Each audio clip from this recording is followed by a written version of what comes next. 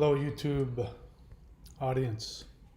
All right, so I've been wanting to make a video on this channel for the past couple of days. And I was first going to respond to a couple of comments, but it would have been kind of the same thing that I say often. In fact, I think I would have started out saying something to the effect of,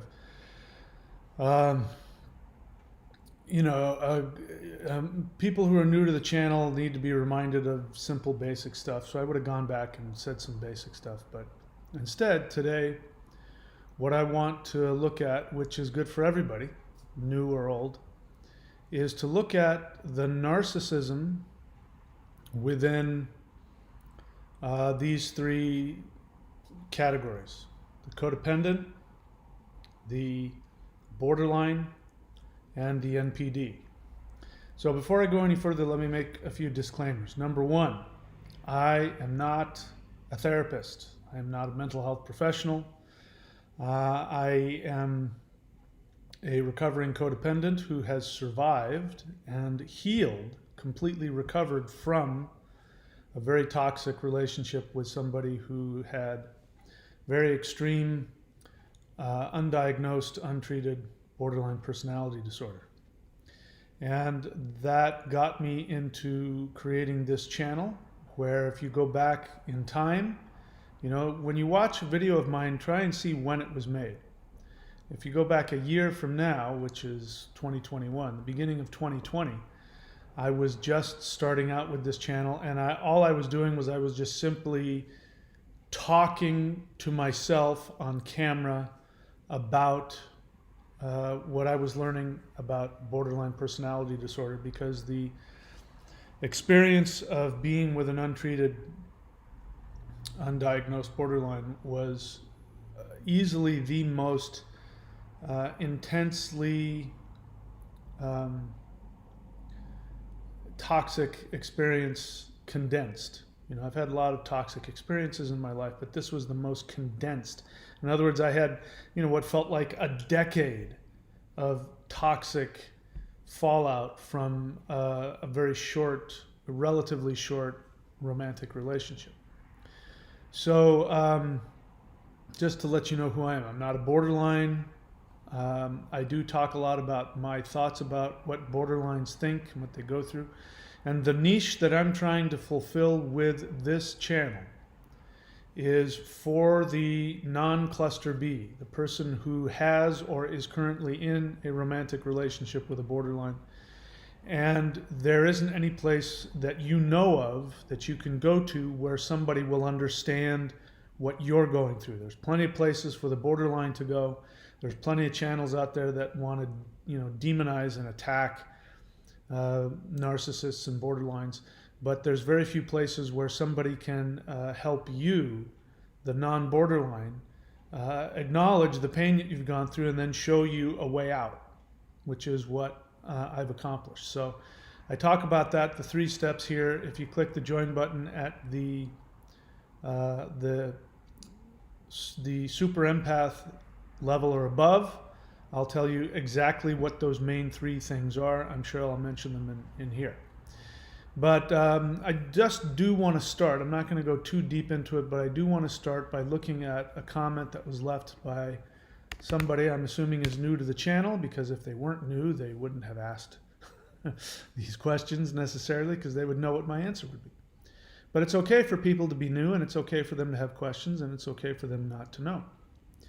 But it got me thinking about the basic thing which needs to be understood from the get-go, which is what this list is all about that we're going to talk about, which is that if in fact you are in a romantic relationship with a cluster B personality, especially somebody who is borderline and or narcissist, the main takeaway is you need to understand it's never going to work.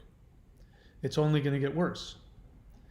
And so you have to start from that. If you don't start from that assumption, then everything you do will be a complete waste of time. You'll just go further down into the rabbit hole, and it won't matter what I say. And it won't matter all of my deep, brilliant observations of what borderlines are and what they think and what they're going through. Because if you don't operate from the assumption that they have a mental illness, and unless treated, they will not be able to have a relationship with you. If you don't understand that, you're wasting your time and you're just going to harm yourself. So I don't believe this person understands this based on this question. This person says, I could really use some of your advice. I've been dating a girl with BPD for 2 years now, and about 6 months ago, we left the idealization stage and things have been extremely hard. She's been physical, I believe he means physically abusive, manipulative, emotionally abusive, mentally taxing. Yeah, that's an understatement. But she is also my love, and we have been through things most people have not, and I wish that nobody ever has to. Please let me know. Now, for some reason, I just realized that I projected into that he was asking for help, how to make it work. He didn't ask that.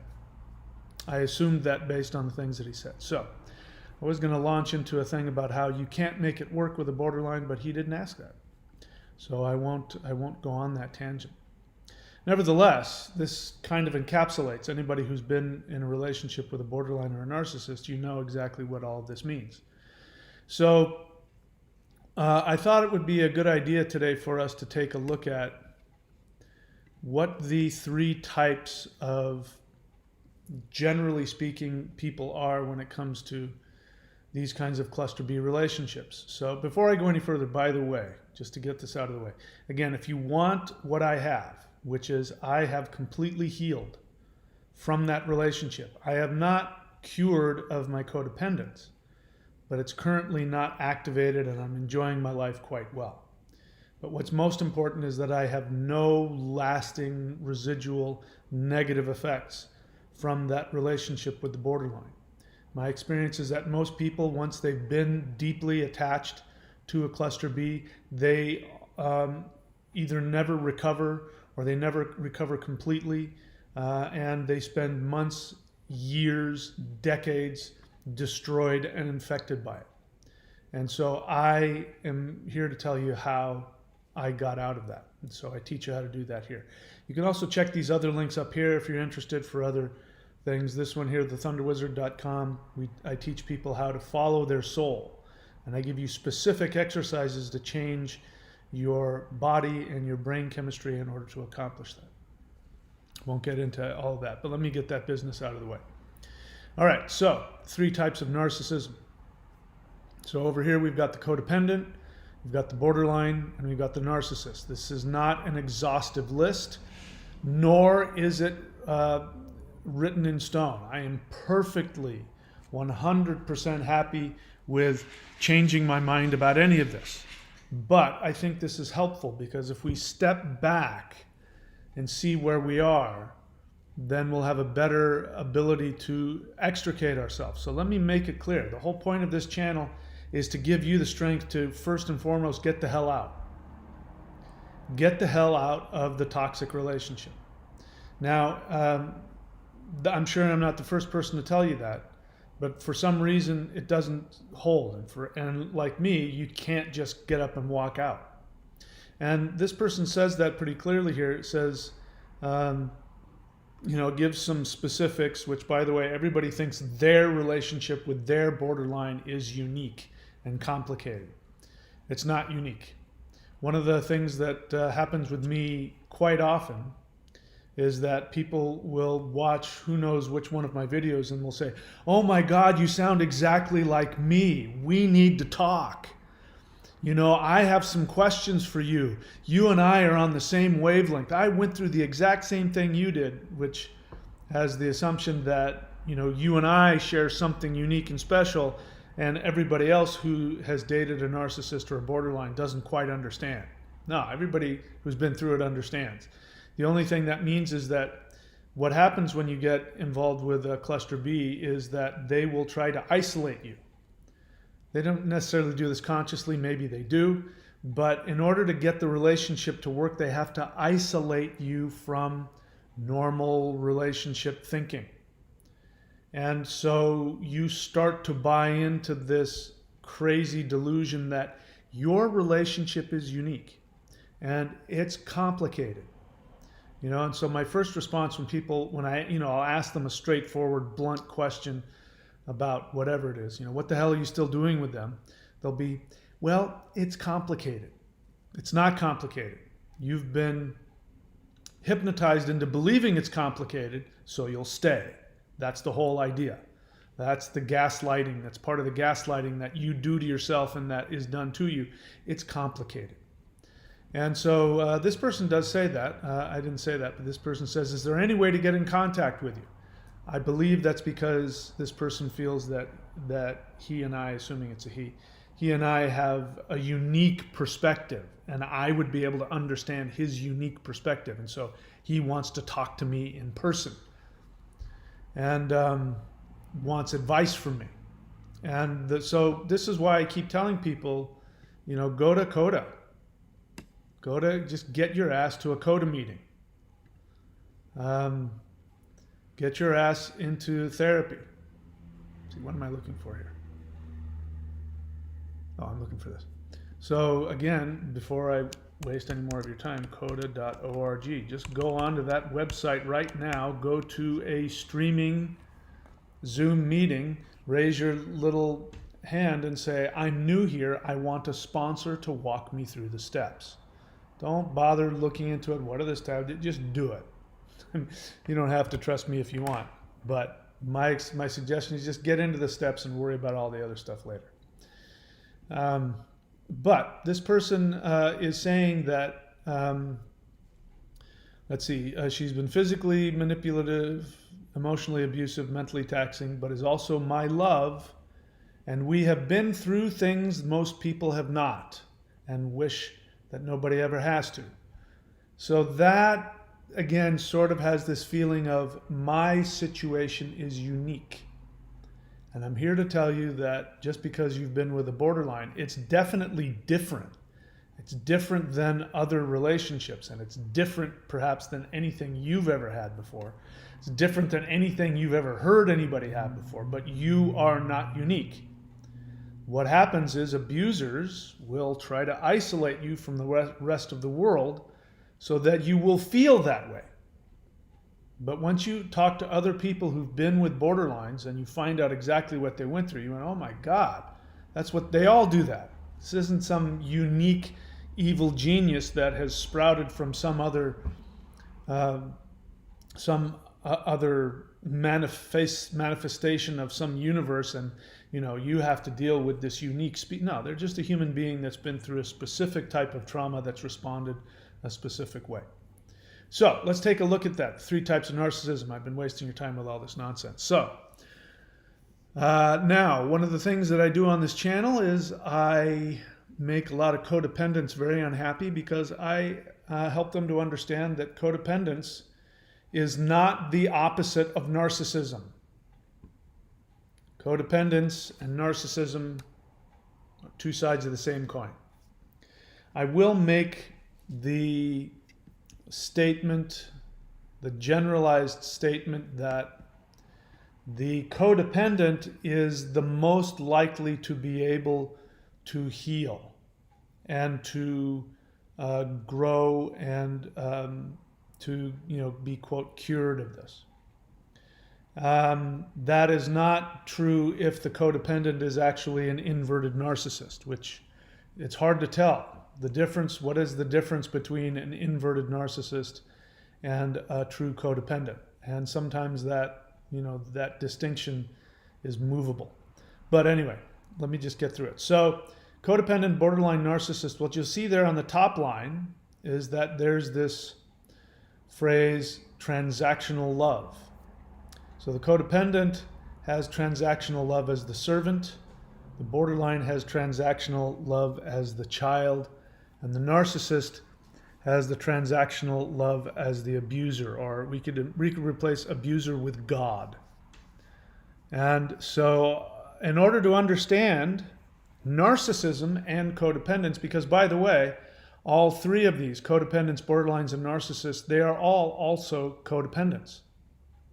So all 3 of them suffer from a form of narcissism, and all 3 of them are codependents. So this really could be, the disease of codependence. The myth that if you go online, you'll find it. Somebody came onto my channel once during early on in a live Q&A and said, codependents can't be narcissists. There's, on one end, you have the codependent, and on the other end, you have the psychopath. And I said, where did you find that? I never got an answer to that question, probably because they didn't have a good answer. But I said, where did you get that? You watched on some website, you watched some video, and somebody gave you a graph, and on the graph was on one side empath, and on the other side was psychopath? No, empaths are psychopaths. Empaths are psychopathic. If you are calling yourself an empath, I'm not saying you're not empathic, but if you're calling yourself an empath because you have been with an abusive narcissistic person, it doesn't mean that you are the opposite of that. It means you have a different form of it. That's why you get along. Because the opposite of the psychopath is a fully individuated, healthy person who is not attracted to or attractive to psychopathic people. If you are constantly being attracted to narcissists and borderlines, if you are having multiple relationships with abusive people, it's not because you're this super loving, empathic person who just has too much love to give. It means that you yourself are also suffer from your narcissism. That's why they're able to relate to you. We'll talk about that. So all three of these are codependence. And codependence is created by transactional love. This is really important. If you don't get anything out of this video, get the understanding of what transactional love is. So you see that the codependent has transactional love as the servant, the borderline is transactional love as the child, and the narcissist is transactional love as the abuser and or God. So what is transactional love? Obviously, transactional love is not unconditional love. We should get rid of that word unconditional, because that's nonsense. There's no such thing as unconditional love unless you're a mother. The only person in the universe who has true unconditional love is the healthy, empowered, individuated mother with an infant. Every single other person in the universe has transactional love. But when we're talking about transactional love in the case of codependence and narcissism, we are talking about as a child, when you were supposed to get unconditional love, you were programmed with transactional love. So transactional love means that your worth, your value, comes from what you do, not from who you are. The mother should love the child unconditionally. The child comes out of the womb and everything about that child is beautiful. The sex, the shape, the whatever it is, it's the most beautiful being that has ever been created. And you, if you are this healthy, individuated mother, you seek to find out what makes this little being unique in all of the universe. And you are on a quest to find out what that uniqueness is, so that you can empower and love that uniqueness and bring that uniqueness to the world, so that the world will benefit as you are benefiting from this amazing experience of seeing this unique being. Now, if you don't have that as an infant and as a child, then you end up having transactional love. Now, of course, nothing is black or white. So, the more transactional the love, the more abuse you will suffer. And by the way, abuse doesn't mean that you got beat. It doesn't mean you got slammed into a closet. It doesn't mean that you even were left out, in the cold for weeks at a time. Abuse can be as simple as not being loved for who you are as an infant. It can be that simple. You know, a lot of people I run into who are codependents, they say, I'm a codependent, but I don't understand this. You know, I didn't go through any of this trauma you're talking about. I get along really well with my parents. But I'm willing to bet if I sit down with you and your parents while you're having, you know, Thanksgiving dinner, and if I watch and then I take you aside and I ask you questions about how you feel about when dad said this and when mom said that, something's gonna come up about your need to please them, your need to be the perfect child. It doesn't mean that you don't hang out with your parents and have fun and drink hot chocolate and watch football and all that other stuff. No, I had a great relationship with my parents. But I'm going to find out there was some overly transactional love involved there. And so transactional love is about you gain your worth by what you do. So you end up having to be perfect in some way. There's some perfectionism that will come in. This is true with all three of these: codependent, the borderline, and the narcissist. This is what happened. When they were infants, they were not seen for who they were, and the parent projected something onto you. So do you know what projection is? Projection is when you take the feelings you have for yourself and you project them onto somebody else.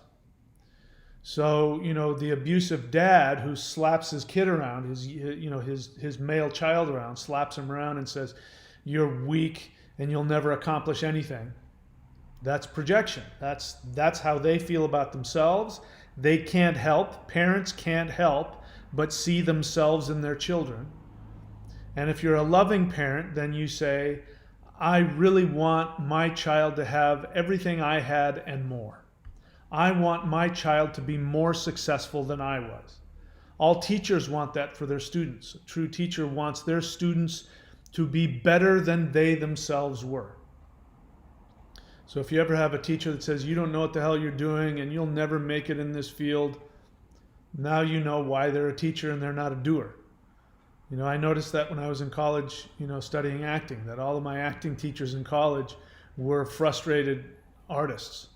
They're frustrated writers or directors or actors that couldn't make it or didn't make it or chose not to try to make it or something like that. And so they were a lot of them very envious and jealous of the really talented students. And they did a lot of damage to them in many cases, not in all cases, of course. But that's what so the child went through a transactional relationship where their worth was based on what they did, not on who they were. And so if you are the codependent, your transactional love is as the servant. You have to fix everything. You have to make everybody happy. So your narcissism is that you're seeking to be loved by making everybody else happy. And the whole goal of making everybody else happy is so that they will know how amazing and wonderful you are at meeting their needs. You're the little girl that has to smile all the time and wear pretty clothes and make daddy proud of you. You are the young man who has to go around and make sure that mom feels okay and that brother feels okay and that dad feels okay, and you're going to agree with everybody and you're going to listen to everything everybody has to say and you're going to help them feel good. You're going to make sure that nobody is crying or that nobody's angry, because if they cry and they're angry, it's going to be your fault. So your narcissism is to be the perfect child and make sure that nobody is upset. And on top of that, not only are they not upset, but they are, in your fantasy, they are amazed at how perfect and wonderful you are. You walk in the room and you make the room shine, and everybody is so much happier simply because you're here, and your cookies are the best tasting cookies anybody has ever made, and that foot rub you just gave was the best in the world. So your narcissism is to be the perfect servant, as opposed to the servant who serves because they actually want to help. So I'll give you an example. When my fiance passed away a few years ago, her friends, she had a group of female friends, and they contacted me and said, we're going to have a ceremony, a service, whatever, at the beach. This was like the day after or something, a couple days after. So I went down to the beach, and they asked me, they said, will you say something? And of course, I was heartbroken and torn apart. So I tried to say something, and of course, my voice would crack and my eyes would fill with tears.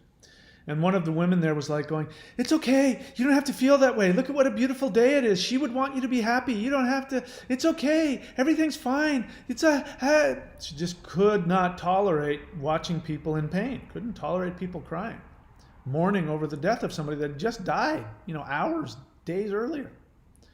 That's a codependent. She couldn't tolerate anybody having an uncomfortable feeling because there's a bunch of reasons, but one of them is that she was programmed to go and make sure that everybody was happy all the time. That's where she got her worth. And if you're not happy, there's something wrong with her. So in order for her to feel good about herself, she has to make you feel good. And if you don't feel good right now, you're making me look bad. Now that's not conscious, that's unconscious. So that's the codependent. They have to be the perfect servant. That's where they get their worth. The borderline is also a codependent in that their transactional love is as the child. So I was just thinking about this today. There was a point where, with my borderline ex, we went through the whole love bombing phase, and we did the planning our life and relationship together and all of that, which, isn't just something borderlines do, but the fantasizing about what we're going to do with our newly found perfect life with each other. And at one point, she said, somewhere in that, she said something about, oh, and you can hire me to do, something. Like she was talking about how I'll support you in this, and I'll help you with that, and I'll make you so successful in your YouTube channel, and then you can hire me to do. And I got a weird look on my face because it was like, I thought, what do you mean hire you? And she, being the good borderline, said, don't look at me like that. I don't ever want to see that look on your face. And I was like, I was hurt. Like, I was thinking, we're a team. What is this me hiring you stuff? And then she said, all of my ex-boyfriends used to hire me.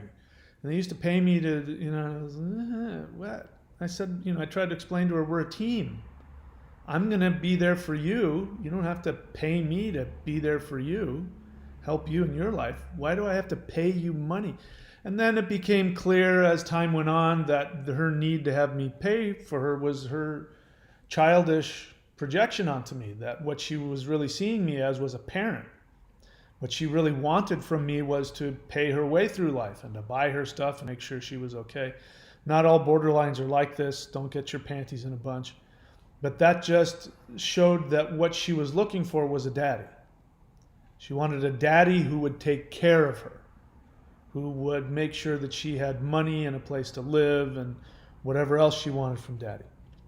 And so that reason why that hurt my feelings was because that was an example of transactional love. If I wanted her love, my job was to then be the dad and make sure that I paid her way or financially supported her or something like that.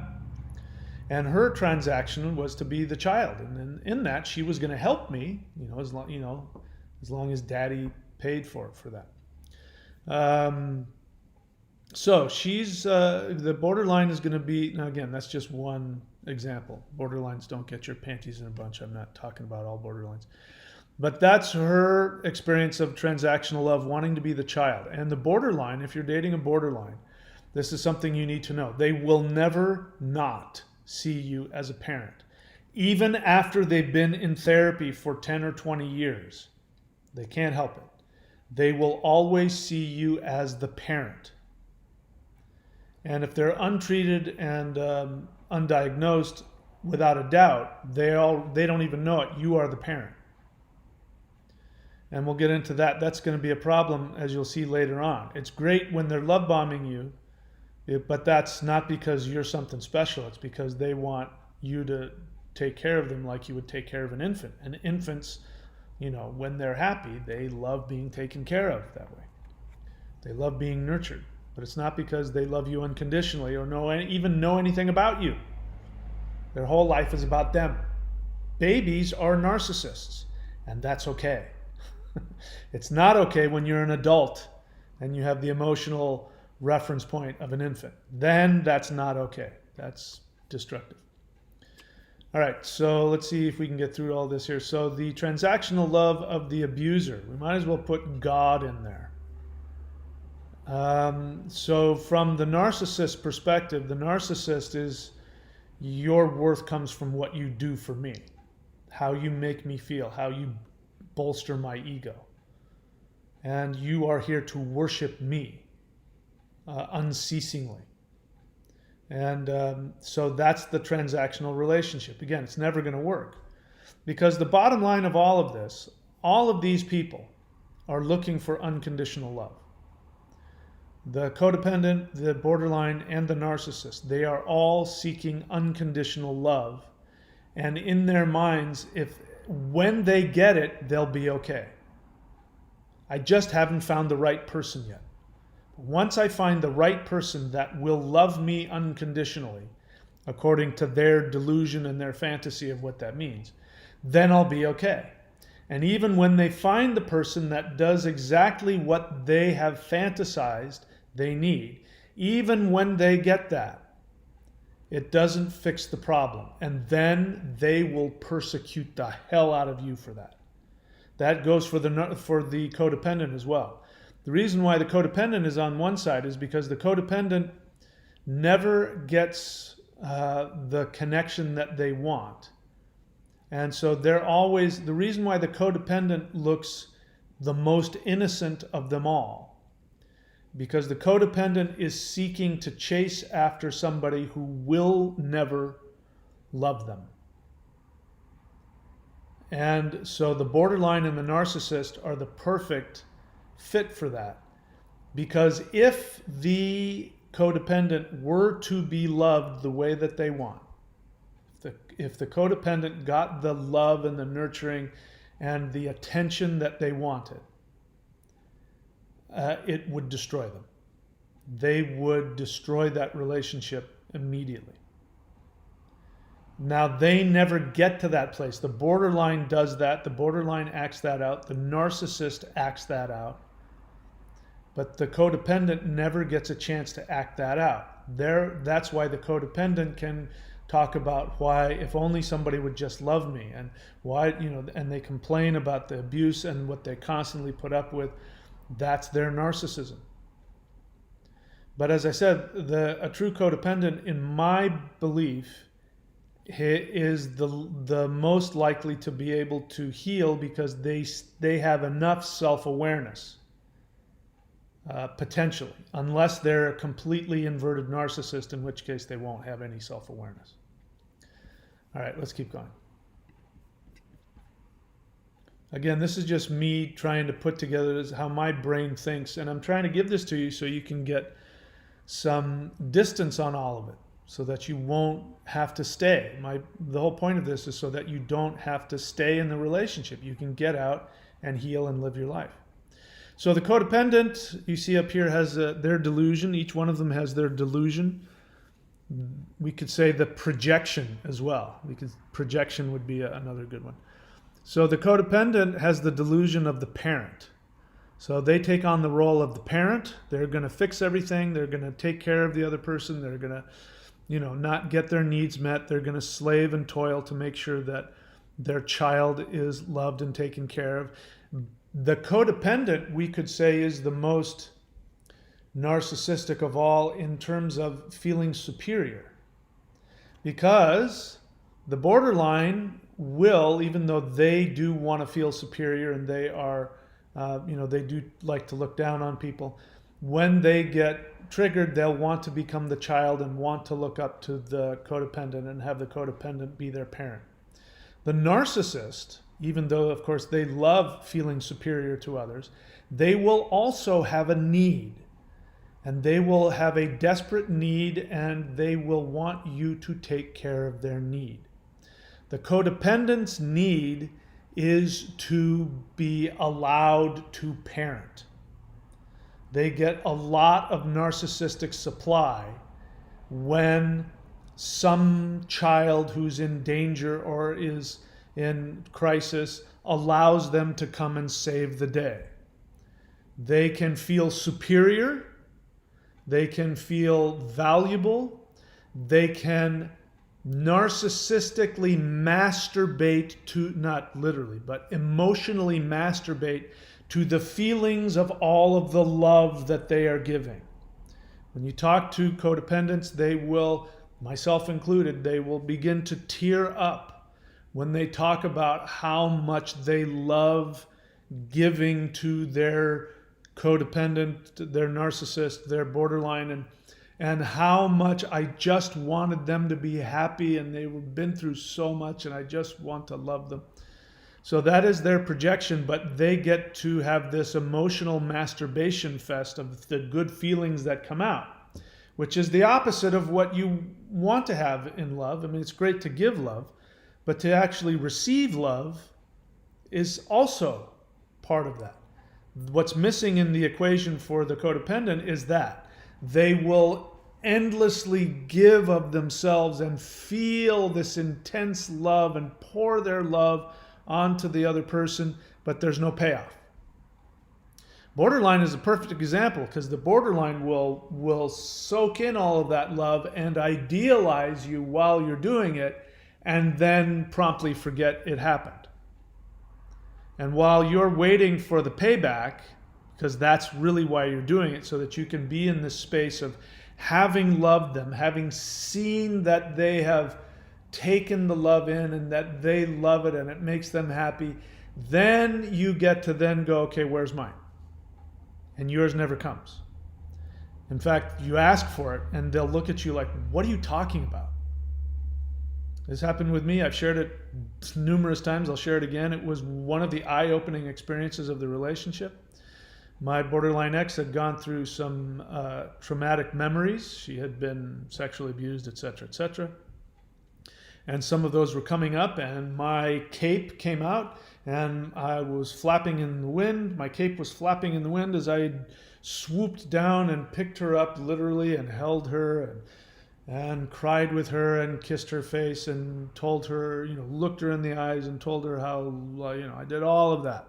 It felt like weeks, felt like hours. It might have been 20 minutes. I don't know how long it was, but everything inside of me, I poured into her, and she loved every second of it. And then promptly said, okay, let's go to the store. To which I said, whoa, hey, hang on a second here. I just dumped all this on you. I need some time. I would love some attention back. I'd love to. And she's like, I'm not going to drop everything just for you. No, I'm exaggerating only a little bit. And I went, what? I said, I don't understand. I was just there for you. I'm needing some love now. Why can't you be there for me? He says, well, you chose to do that. That was your choice to do that. And it's great that you did, but that doesn't mean I have to. And she totally believed it. And I couldn't believe what I was hearing. I just couldn't believe it.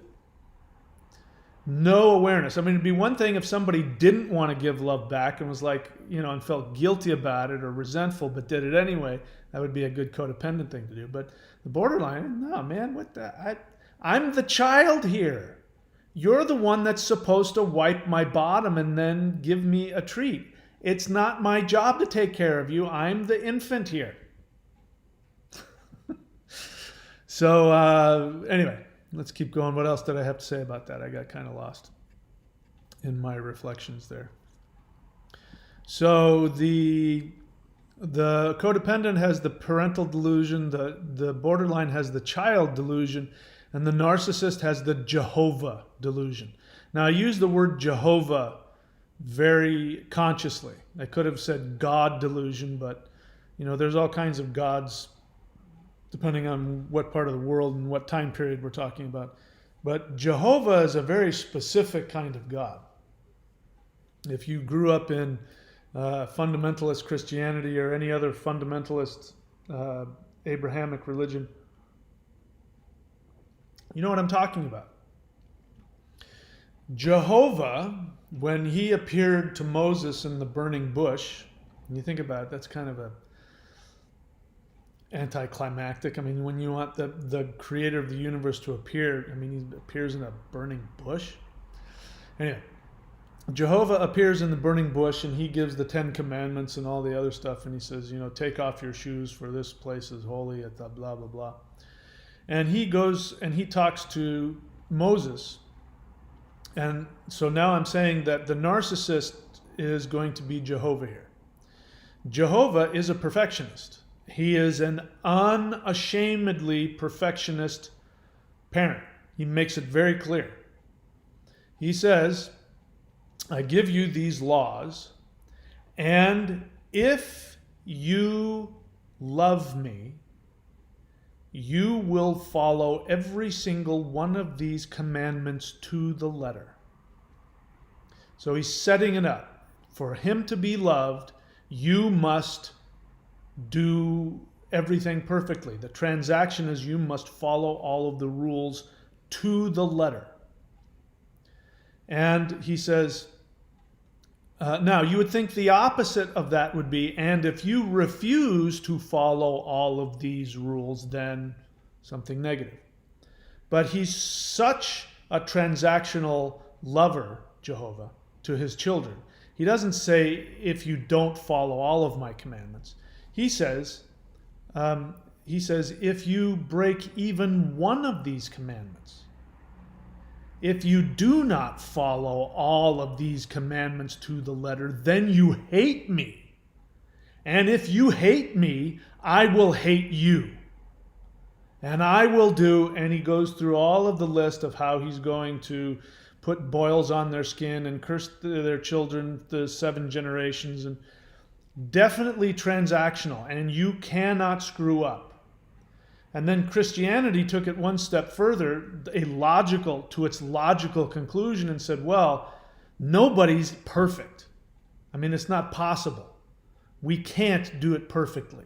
We can't follow all of these commandments to the letter and wear the curlicue thing and wear the frisbee on our head with the fur on it and have the tassels coming out from underneath our waistcoat. And I mean, we can't do that stuff I can't not lust after my neighbor's wife. She's hot. I can't help myself. I can't help it. The only conclusion is, well, then you're screwed. He says very clearly, if you don't follow all of my commandments perfectly, you hate me. So you hate God. And therefore, since you hate him, he's got to throw you in hell. Even though you're saying, I don't hate him, it's not my intention to hate him. Well, you do. You obviously do. So the narcissist becomes Jehovah, where you must follow every single one of his or her commandments to the letter. And if you don't, it means that you hate them. And if you hate the narcissist, they must destroy you. So these are the 3 delusions. The codependent is the unconditionally loving parent. You can see the projection there. That's what the codependent wants. Codependent wants the parent that will love them unconditionally. That's why they love it when the borderline love bombs them, because they don't see the borderline projecting a love for their parents. They project onto the borderline that the borderline is the perfect parent. In the moment that your borderline was loving you perfectly and was meeting all of your needs and cooking you dinner and giving you foot massages and the best sex have you ever had in your life and always telling you how wonderful you were, that was because that was the kind of love you wanted to get from your parents. So the borderline wants to be the child. That's why the borderline, when they love bomb you, they are treating you like the child, because they're projecting onto you. They want you to do that for them. So they're projecting that onto you so that you'll know how to love them. The narcissist, their projection is that they are absolutely unworthy of all love, connection, There is nothing good about them. They are completely empty inside. And so they project onto you the way they feel about themselves, which is they must use you and destroy you. That's because they were never capable of getting any kind of sense of self. They feel so utterly worthless. They believe that the universe must destroy them, so they turn around and destroy the universe. So now let's get into the 3 types of narcissism. So if you are any one of these, and if you're watching this channel, you are. If you are the empath / codependent, then you may not realize it, but you suffer from a form of narcissism. You might even be a inverted secondary psychopath. And sometimes it's hard to tell. After a while, you can see who they are, but you may be. If you aren't a full-blown secondary psychopath and you're just an empath, it means that you still are suffering from your inverted narcissism. And that's why you're attracted to borderlines and narcissists. Because if you weren't, you wouldn't be. That's why I say, nobody likes hearing this.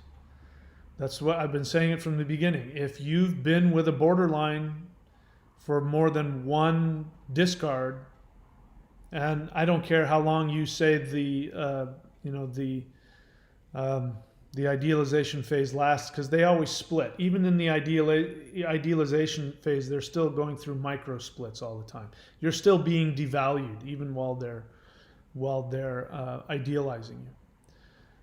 So if you've been with a narcissist for a borderline for more than a couple of weeks, you by definition are a codependent. By definition. And the fact that you can't see that just proves your narcissism. How do I know that? I had a friend of mine who he got in this was in college, and he went through, he knew that I was familiar with 12-step programs. And he had gone through a really bad breakup, so much so that he was drinking all the time. So he was like, he went through this period of a few months where he was always drinking. And he said, I think I'm an alcoholic. I said, trust me, you're not an alcoholic. He says, no, I really think I'm an alcoholic.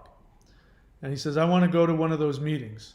I want to go to an Alcoholics Anonymous meetings. Will you go with me so I can see and so I said, okay. So I went with him because I've been in 12-step meetings before. And he went through that and he really wanted to say he was an alcoholic. And I said, I know you're not an alcoholic. And he goes, how? I said, because you want to be one.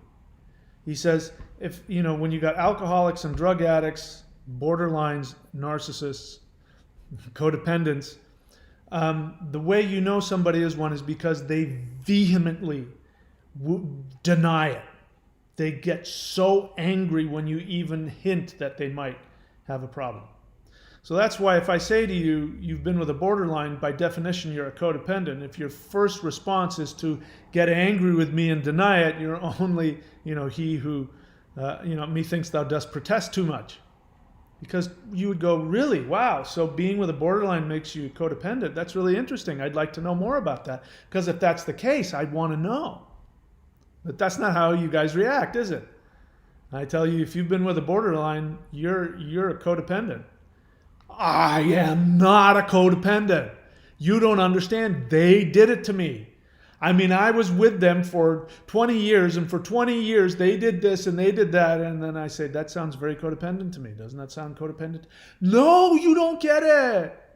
And then when I say that codependents are narcissists, you go, no, I can't be a narcissist. I'm an empath. The empath is the opposite of the narcissist. Whereas if you really weren't a narcissist, you would go, yeah, I do have narcissistic tendencies at times. That's really interesting. I'd like to know how my narcissism, that's the sign of somebody who is, isn't, because they're willing to look at it. They're like, oh, is that it? Okay. They don't have denial about it. If you have denial about it, that's the first sign that you got it. Now, you may come to the conclusion that I don't think that's me. The truth of the matter is that the most honest thing that anybody can say to anybody's observation about their behavior is, if that's true, I'm not aware of it. That's the most honest thing anybody can say. Because if you don't have the understanding that you have an unconscious mind, meaning that you are not aware of what's in your unconscious, then you will be ruled by it. All right, so we're talking about the narcissism here. So the codependent, actually, let's start on the right-hand side. Let's start with the narcissist. The narcissist is the successful narcissist because they've created a successful narcissistic firewall.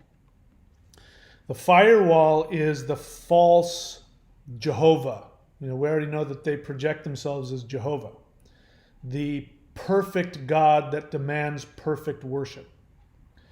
And so that is a firewall. That is a false personality that they have created because the inverse is actually true. They feel so unworthy, so unlovable. They feel so full of guilt, shame, self-hatred, self-disgust that it's intolerable. That if they were to feel, even for a moment, the depth of their own self-hatred, it could kill them. Literally end their life. The narcissist is the product of a child that was so neglected as an infant that it almost killed them, because that will kill a child, an infant. What will kill an infant is neglect. Will kill them, literally put them in the grave dead. You can feed them, wipe their butt, clothe them, but if you do not interact with them, they will die. So if you're with somebody and you give them just enough interaction to keep them from dying, they become a narcissist. They create this firewall of perfection because they feel so imperfect that they have to be perfect in order to survive. They're actually, what they want is they desperately want to be loved and accepted. And that's all you're there for, is to make them feel loved and accepted. And they think the only way that will happen is if they're perfect. Donald Trump's a good example in many ways, but one is when he mispronounces words. You see this with newscasters. They'll mispronounce a word and they'll go, John Biebelheimer, John Bentenheim. They'll correct themselves and they will do it in front of you to see that they saw that they mispronounced it. Donald Trump goes, John Biebelheim, really Biebelheim, he'll keep mispronouncing words and he'll never stop and correct himself, because for him to correct himself means that he has acknowledged that he's imperfect, which for him is death. And so they create this firewall of protection, that's how they interact with you. You will never see who the narcissist is. That's why they have no empathy. They have no empathy because they have no self-empathy.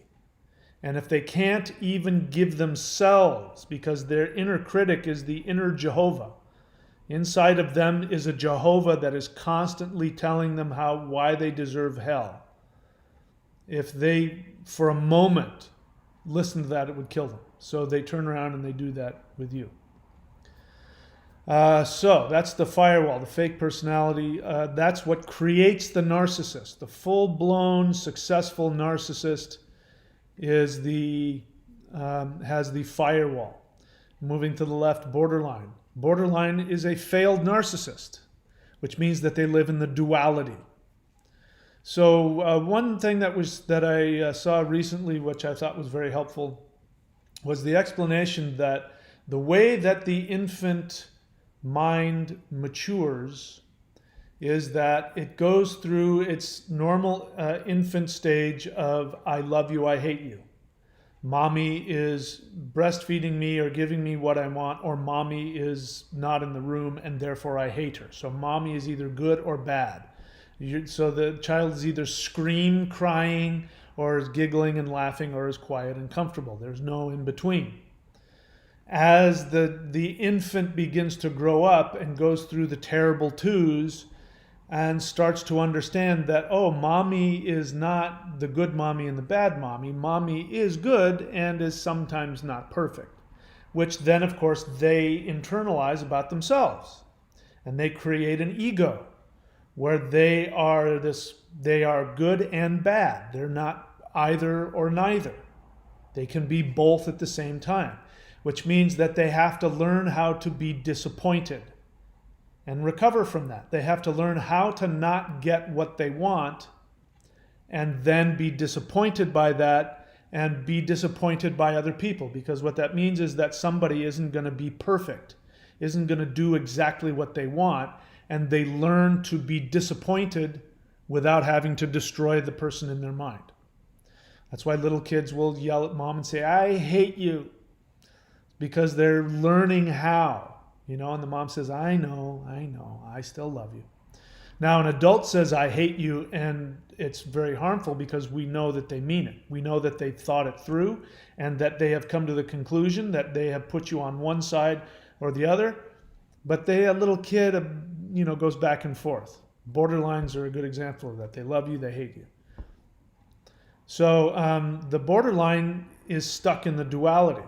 The narcissist never got past phase one. The narcissist never got past you are good or you are bad. So they stay with that.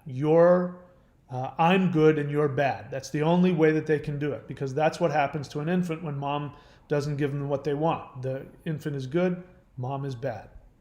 So that's where they go. They're at stage one, they never get past that. The borderline is trying to get past that. The borderline goes to one, I love you, and then you're bad, I hate you, and then gathers themselves and goes back to one again. They're trying to get to three, which is you're both good and bad. My borderline, when I was first dating her, went through this. If only she could have kept with that. If only she could have figured out how to keep doing that, she would have healed. But she couldn't. The intimacy destroyed that. So it was early in the relationship, so the intimacy hadn't gotten to, DEFCON 5 yet, so she hadn't exploded. But I had driven 3 hours down to visit her, and I brought my surfboard with me, which meant that, in my car, I had to take the seats down so that my surfboard could be on, the passenger side. So it took up the whole passenger front seat and back seat, so I only had the front seat and then the seat behind it. And I had just gotten there and we were going to go eat. And so we got to my car, and I said, hey, I get to be your chauffeur. And I opened the door and I said, you can sit in the back and I'll chauffeur you. And then got in and started driving, and she said, stop the car. I said, what? She said, I'm not okay with this. Why did you put me in the back seat?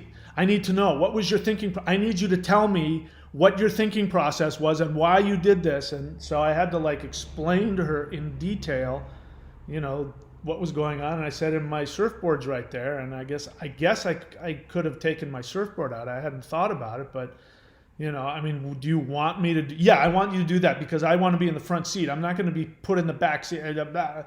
Oh, okay. So it just really shook me up. But she then, even after I took it out and put the seats back, and then she sat in the passenger side in the front seat, another 5 minutes down the road, stop, pull over. I need to know why you did that, because I'm really having a hard time with this. And, why did you do that? And I was like, wow, holy crap. She was incapable. She was trying. She was able to, at one point she said, okay, so you did that because of this, and you didn't mean that, and so it wasn't that you were trying to, and she was able to resolve it for herself. And then she didn't talk about it again. If she had learned how to do that internally, then she wouldn't be a borderline. So they're stuck at the second part. They're trying to get to stage 3 where they can resolve that things are, not always entirely good or entirely bad, and that people are not always entirely good or entirely bad. I can still love you even though you put me in the back seat. Yeah, okay, I'd rather be in the front seat, but I'm hungry. Yeah, okay, I'll get in the back seat. And then you'd be okay with it, because there's no such thing as perfect good or bad. Then you have going to the left now, you have the codependent, who is the inverted narcissist. So the inverted narcissist is the opposite of the narcissist. So you remember that the narcissist is Jehovah. So the inverted narcissist is the supplicant. The inverted narcissist is the worshiper. And so the inverted narcissist is consciously choosing to be less than, choosing to be this sinful person, choosing to be the person who knowingly must earn their God's love. They must be the person who has to earn it. They are conscious that their love is transactional, and they take pride.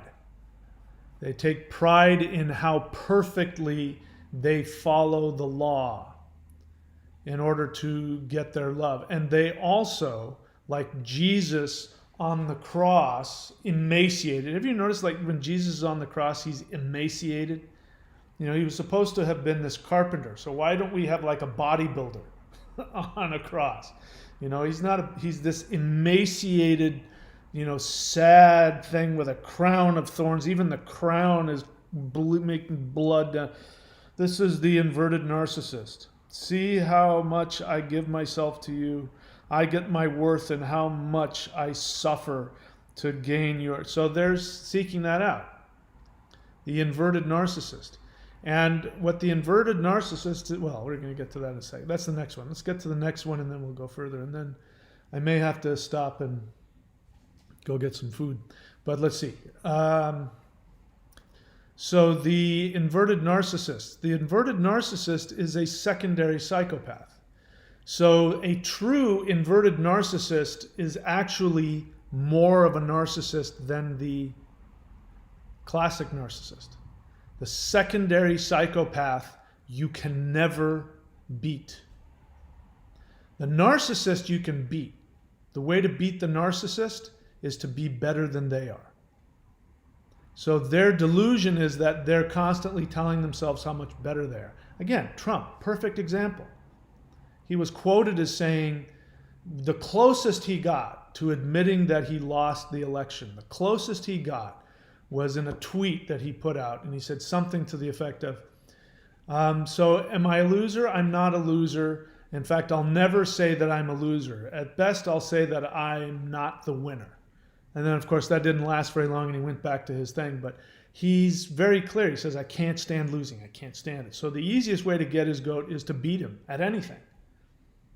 So that's why he surrounds himself with sycophants. That's why the Republican Party is constantly kissing his ass, even now kissing his ass after he's destroyed the Republican Party, you know, for all intents and purposes for the time being. But the inverted narcissist thrives at losing. The more they lose, the more that you take from them, the more guilt they're going to seek to get out of you, the more that they're going to seek to make themselves something you can't live without.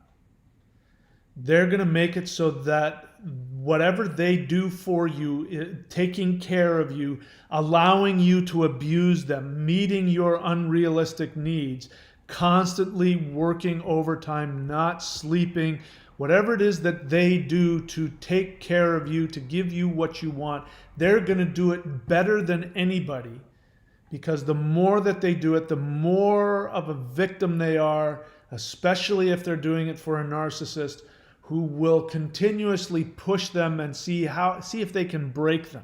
The narcissist is projecting onto the inverted narcissist by trying to break them. The abuse. You know, you say you want to bow down. Let's see how far I can stretch these ropes and see how much I can hurt you. How far can I go to abuse you and degrade you? And the inverted narcissist says, keep it coming. You won't break me. And then what will happen is the inverted narcissist will make themselves so necessary that the narcissist, the goal is to get the narcissist so dependent on the inverted narcissist as a source of supply so that the narcissist goes, I'll never get this supply from anybody else ever again, that then the narcissist starts to open up. Then the inverted narcissist goes in and eats them for lunch. And or, it doesn't matter, forces them to reject them. Either way, they win. And this is why when people come on here and they refuse to acknowledge that there's no hope with the relationship, I know I'm dealing with somebody who is, at the very least, in their inverted narcissism, if not a full-blown inverted narcissist. These are the people who have the channels about being the super empath and the Heyoka empath and the, how to destroy the narcissist, and they make their whole life about being this victim that destroys the narcissist. And that's why all those videos are out there. Those are inverted narcissists, people who act like codependents, but in reality, their codependence is their inverted narcissism. I've always had that feeling about codependence, and it wasn't until I started, and I was telling people about it, and then I was listening to Sam Vaktin, and it was like, oh, okay, so that's why I dislike codependence so much. So let's see, anything else? So, all right, we can stop there for the time being. This is going to be, maybe we'll make another 1 or 2 videos going through this list, but we can stop there. I'm happy to take any questions if there are any. Let's see here. Bear in mind, if you're new to the channel, you put a comment on here, you're putting a target on your forehead. I'm gonna psychoanalyze you, and that's just what I do. You don't want that? Ask a question, and then you'll be better off. So I do see one question. I'll go to that first. Jameson Colliday. Question. You saying desire for enlightenment as detachment from ego. Okay. You saying desire for enlightenment as detachment from ego was actually an underlying self-annihilation wish. If my initial attraction to those paths opened me up to spirituality, now that I don't know what the question is. Jameson. I know Jameson, I know who he is. What I was referring to was something on my other channel where people have said that what I want is I want to annihilate my ego. Annihilate my ego. And that's a very common thing in new agey spiritual stuff is, yes, I have no ego.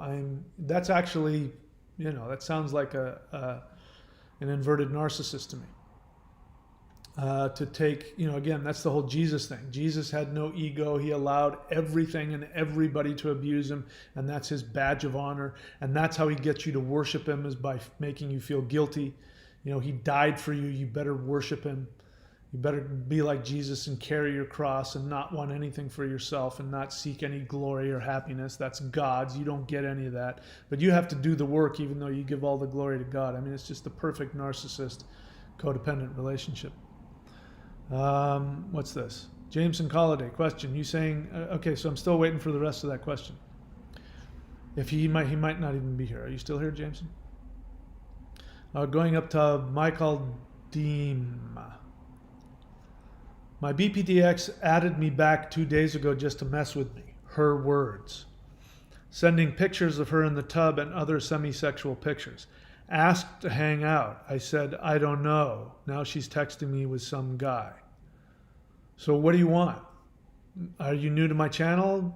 Michael, is that how you pronounce your name? Are you new to my channel? If you are new to my channel, then you don't know that my foundational assumption is that if you are aware you're with a BPD, then you go no contact. No contact doesn't mean you don't contact them and wait for them to do this to you. Again, why are we even talking about it? You're not even together. She's your ex. Why are you even talking about it? Not only is she not with you, but she's with some other guy. Why are you even talking about it? Why is there even a hint of, what should I do? Why is that even coming to your mind? These are all rhetorical questions. I know the answer to them because you're addicted. You know, a normal person doesn't do that. A normal person does not ask the question, should I get back together with that person who is destructive and is now abusing me? So why would you do that to yourself? So going no contact doesn't mean that you've lost all desire for contact, because that's not going to happen in the beginning. It means that you block her number on your phone. You block her on your Facebook. You block her on your email. You move out of your apartment. You change your phone number if necessary so she can't call you or text you from somebody else's phone. You didn't do that. So what do you want? It means you still want her back. You want to be in pain? Get back with her. You need help. 3 things, Michael. If you're new to my channel here, there's 3 things that I tell you to do. The first one is therapy. You can't afford a therapist? Not a problem. All you do is you go to Google and you type in free online therapy. You'll have no shortage of counseling, free counseling available. Second thing you must do is you go to coda.org immediately. Stop watching this video now and go there. And you go to an online Zoom Coda meeting. You raise your hand in that first meeting. You say, hey, I'm new to Coda and I need somebody to walk me through the 12 steps. And then the third thing you do is you do daily meditation. And you do that every day with everything that you have for as long as possible, even while you're dying of going through withdrawals because your borderline ex is taking naked pictures of herself. If you don't do that, nobody can help you. I can't help you. God can't help you. The only way out is to understand that you have this codependent illness in your brain, that you are addicted to something really destructive. To accept it'll never work. If you're not able to do those things, I can't help you. I will empathize with you, but I will have no sympathy for you. I have given you the pill. I've given you the cure. It may take a while to take effect, but if you do that every day, you will never have to ask this question or talk about it ever again. If you don't, it's only going to get worse. If you don't, some other borderline or some other narcissist will find you. You'll think you're all done with it. You'll be going through life, and the next thing you know, you'll be back with another one. That's how addiction works. All right, Jameson Colliday finished his question. I'm aware of the things in my past I was trying to cope with unconsciously, I feel. Anything that was a result of trauma coping, I should be suspicious of and discard. I don't feel I can trust myself to know what is healthy, things that I feel have saved my life in a lot of ways. Again, okay, question part 4. But now I hear from you about it being an underlying self-annihilation wish. It scares me to continue to feel good about those philosophies that help me. So Jameson, before I say anything, I want you to take a second. We have a history together, both on and offline. And I would like for you to imagine what you think I'm going to say. So take a couple of seconds. What do you think I'm going to say right now? Maybe you'll be right, maybe you'll be wrong. It's not a quiz. You don't have to be right. Because I'm going to repeat myself. I'm going to say 2 things that I always say to you. This question has 4 parts to it. You're overthinking it.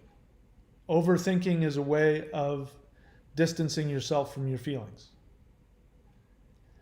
The second thing I'm going to say to you is you're also trying to fight your feelings, even the good ones.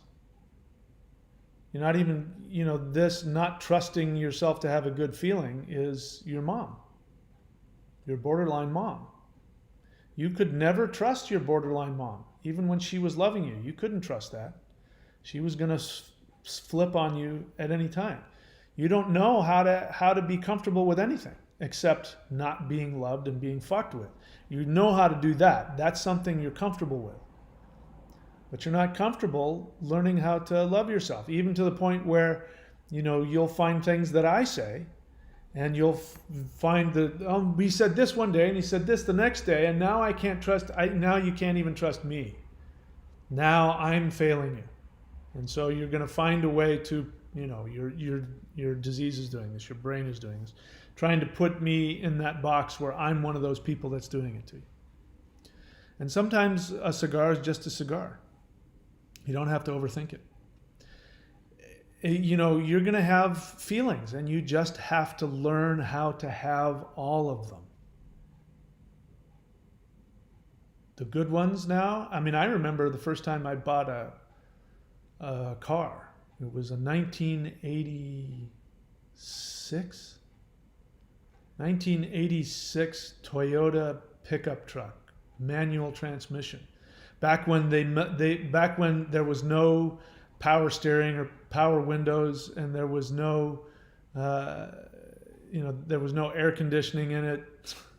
there wasn't a sound system. You know, you had to get a sound system and put it in, and they made them. They were just indestructible. I mean, you could just drive them forever, 200, 300,000 miles.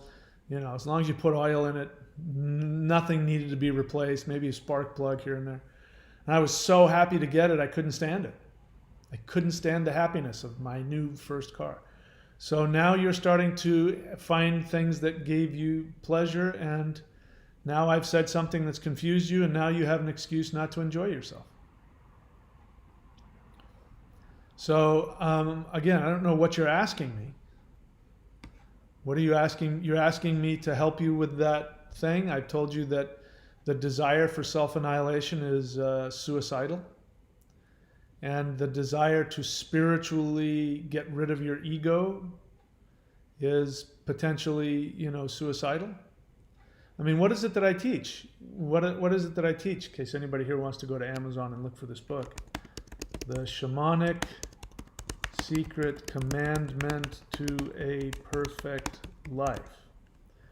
That is my book. And if you can go look for it online, Michael William Denny. Look for it on Amazon. Jameson is aware of it. What is it I teach? The whole point of you being here is to have an ego and to give your soul what it wants. The trick is trying to figure out what your soul wants and what you think everybody else wants.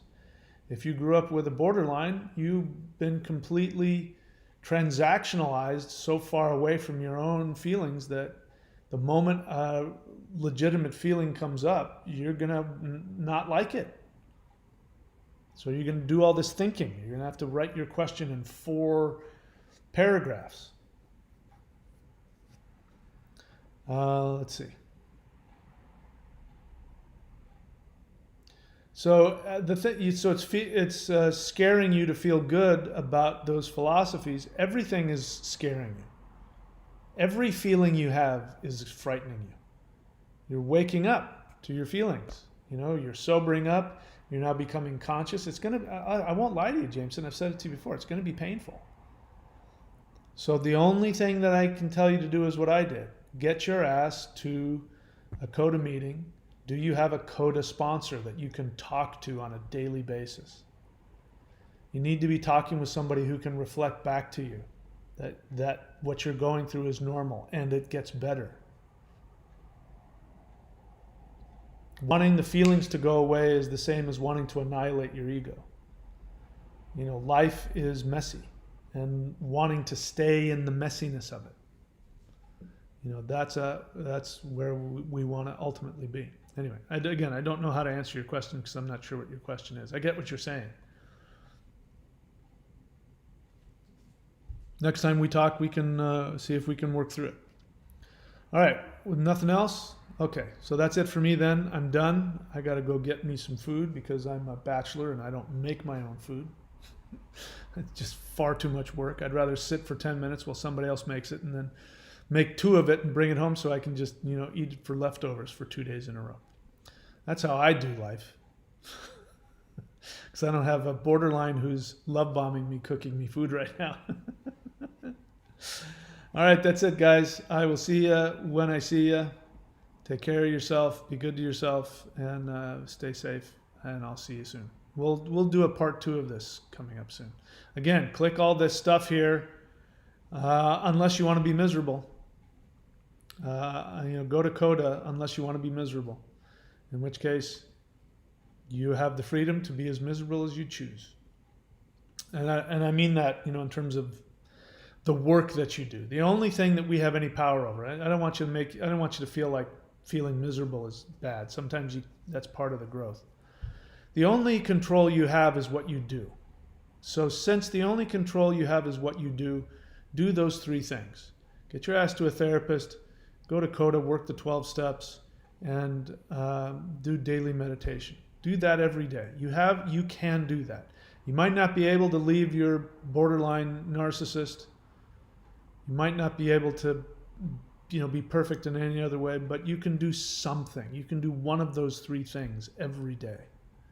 And if you do that, eventually you will get better. Things will heal. You can completely heal yourself from any of these destructive relationships.